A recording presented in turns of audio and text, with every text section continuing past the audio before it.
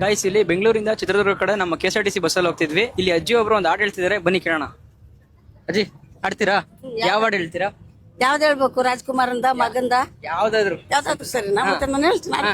ತುತ್ತು ಅನ್ನ ತಿನ್ನೋಕೆ ಬಗಸೆ ನೀರು ಕುಡಿಯೋಕ, ತುತ್ತು ಅನ್ನ ತಿನ್ನೋಕ ಬಗಸೆ ನೀರು ಕುಡಿಯೋಕ, ತೊಂಡು ಬಟ್ಟೆ ಸಾಕು ನನ್ನ ಮಾನ ಮುಚ್ಚೋಕೆ, ಅಂಗೈಯ ಮುಲ ಜಾಗ ಸಾಕು ಆಯಾಗಿರಕೆ ಆಯಾಗಿರೋಕೆ, ಊರೊಳಗೊಂದು ಮನೆಯೇ ಉರಿದು ಹೋದ್ರೆ ಏನಾಯ್ತು, ಕಾಡೊಳಗೊಂದು ಮರವೇ ಒಣಗಿ ಬಿದ್ರೆ ಏನಾಯ್ತು, ಊರೊಳಗೊಂದು ಮನೆಯೇ ಉರಿದು ಹೋದ್ರೆ ಏನಾಯ್ತು, ಕಾಡೊಳಗೊಂದು ಮರವೇ ಒಣಗಿ ಬಿದ್ರೆ ಏನಾಯ್ತು, ಒಂದು ಹಳ್ಳೆರು ನನ್ನ ಹೋಗು ಅಂದರೆ ಏನು, ಸ್ವರ್ಗದಂತ ಊರು ನನ್ನ ಹತ್ತಿರ ಕರೆದಾಯ್ತು, ತುತ್ತು ಅನ್ನ ತಿನ್ನಾಕ ಬಗಸೆ ನೀರು ಕುಡಿಯಾಕ, ತೊಂಡ ಬಟ್ಟೆ